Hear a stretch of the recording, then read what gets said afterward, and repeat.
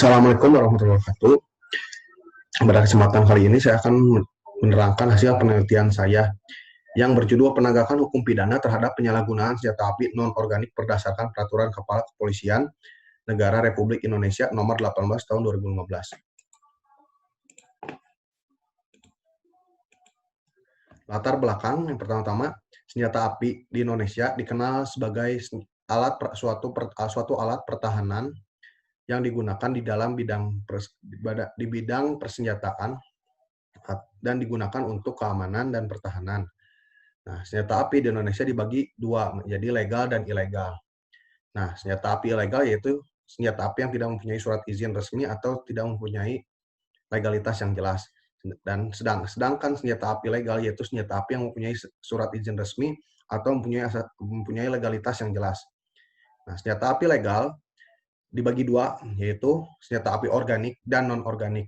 Senjata api organik yaitu senjata yang digunakan oleh anggota aparat atau anggota polisi atau TNI.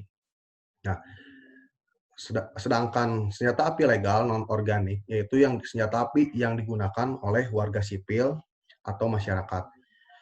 Nah, senjata api non-organik dibagi menjadi dua, yaitu untuk senjata api untuk kepentingan olahraga dan yang kedua untuk kepentingan bela diri, yang tercantum di dalam Peraturan Kapolri Nomor 18 Tahun 2015.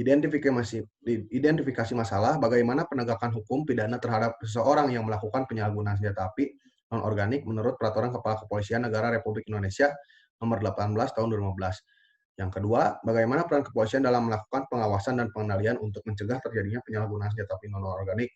Tujuan penelitian untuk mengetahui dan memahami penegakan hukum pidana terhadap seseorang yang melakukan penyalahgunaan senjata api non-organik menurut Peraturan Kepala Kepolisian Negara Republik Indonesia Nomor 18 Tahun 2015. Tujuan penelitian yang kedua untuk mengetahui dan memahami peran kepolisian dalam melakukan pengawasan dan pengendalian untuk mencegah terjadinya penyalahgunaan senjata api non-organik.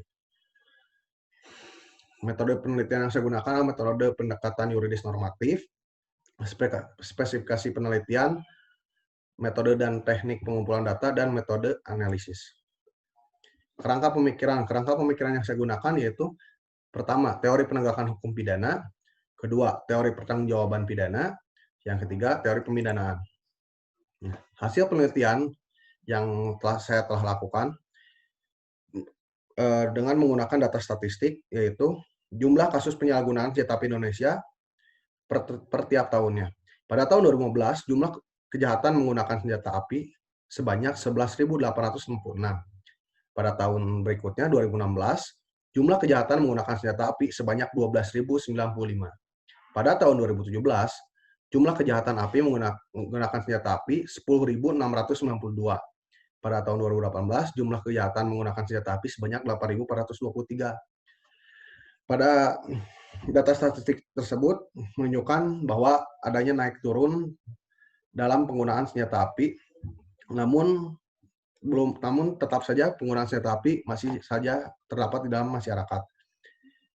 Salah satu kasus penyalahgunaan senjata api non-organik yaitu yang dilakukan oleh tersangka Abdul Malik atau seorang pengusaha atau pejabat swasta yang menodongkan senjata api kepada anak pelajar atau anak SMA. Pasal yang dilanggar yaitu dijerat pasal 335 dan 336 KUHP atau delik pengancaman.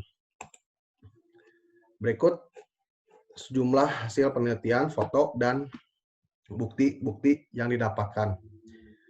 Terdapat kartu tanda anggota Perbakin, surat izin senjata api non-organik untuk kepentingan bela diri, 1 unit senjata api bermerek Baretta M82, dan beberapa selongsong peluru dan beberapa senjata api lainnya. Penegakan hukum pidana terhadap penyalahgunaan senjata api non-organik. Dalam permasalahan kasus tersebut, penyalahgunaan senjata api yang dilakukan oleh tersangka Abdul Malik hanya dijerat pasal 335 dan 336 KUHP. Dengan dijeratnya kedua pasal tersebut hanya memberikan hukuman yang sangat ringan atau tidak memberikan efek jerat terhadap tersangka penyalahgunaan senjata api. Dan tersangka melakukan penyalahgunaan senjata api hanya dikenakan sanksi yang bersifat administratif, yaitu perampasan senjata api dan surat izin kepemilikan senjata apinya. pada permasalahan tersebut belum ada sanksinya, sanksi hukum pidana yang mengatur secara khusus mengenai penyalahgunaan senjata api.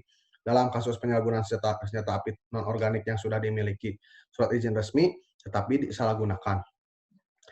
Diperlukannya sanksi pidana bagi yang melakukan penyimpangan terhadap aturan yang berlaku, hukuman atau sanksi pidana menjadi hal paling penting untuk menghukum pelaku yang dapat merugikan atau mengganggu ketentraman umum, agar pelaku mendapatkan efek jerah.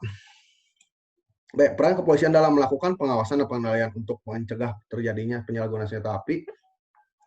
Pengawasan dan pengendalian terhadap senjata api non-organik telah diatur dalam Peraturan Kapolri Nomor 18 Tahun 2015, yaitu terdapat dalam pasal 26 dan 27 bahwa Polres mengadakan pengecekan dan pengawasan terhadap pelaksanaan izin yang telah diberikan. Kedua, pasal 27, Polda memerintahkan kepada Kapolres untuk mengadakan pengawasan atas surat izin yang telah diberikan kepada pemilik dan penggunaan senjata api.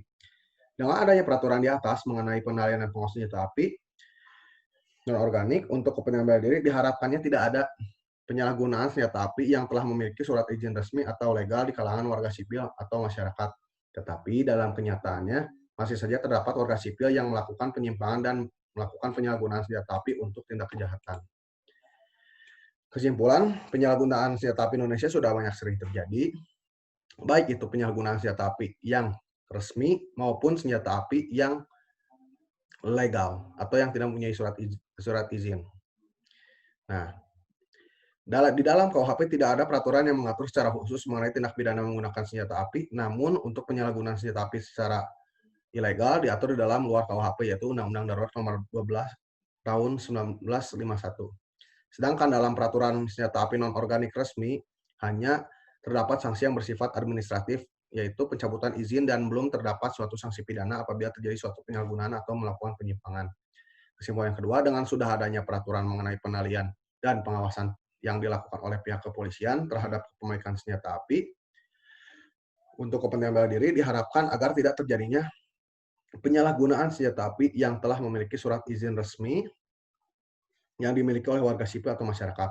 Namun pada kenyataannya masih saja terdapat warga sipil yang melakukan penyimpangan dan penyalahgunaan senjata api untuk melakukan tindak kejahatan dikarenakan lemahnya dalam melakukan pengecekan dan pengendalian dan pengawasan oleh pihak kepolisian terhadap warga sipil yang telah memiliki senjata api mempunyai surat izin resmi.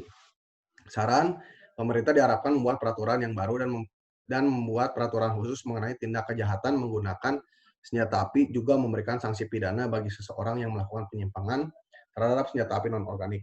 Dengan ada peraturannya yang secara khusus dan sanksi pidana mengenai kejahatan menggunakan senjata api sebagai upaya untuk menegakkan hukum pidana atau berfungsi norma-norma hukum secara nyata sebagai pedoman perilaku dalam kehidupan masyarakat, serta sebagai upaya pencegahan yang dilakukan upaya kasus serupa tidak terjadi terulang kembali di kemudian hari. Saran yang kedua, kepolisian diharapkan untuk lebih memperketat dalam melakukan pengawasan dan pengendalian terhadap seseorang warga sipil yang telah memiliki dan menggunakan senjata api, baik tidak mempunyai izin resmi ilegal atau senjata api yang sudah memiliki izin resmi atau legal. Dikarenakan tindak kejahatan dengan menggunakan senjata api sudah banyak sering terjadi, baik kapanpun dan dimanapun. Diharapkan juga melakukan pengecekan dan pengawasan secara rutin terhadap seseorang warga sipil yang memiliki surat senjata api dengan surat izin resmi. Dikarenakan seseorang yang punya surat senjata api ilegal saja sudah banyak disalahgunakan, dengan kemungkinan seseorang punya senjata api dengan izin resmi atau legal akan lebih mudah dan disalahgunakan. Dengan adanya izin resmi, seseorang dapat membawa senjata api itu bebas kemana-mana dan tidak bertentangan hukum karena sudah mempunyai izin. Sekian, terima kasih penjelasan dari saya. Assalamualaikum warahmatullahi wabarakatuh.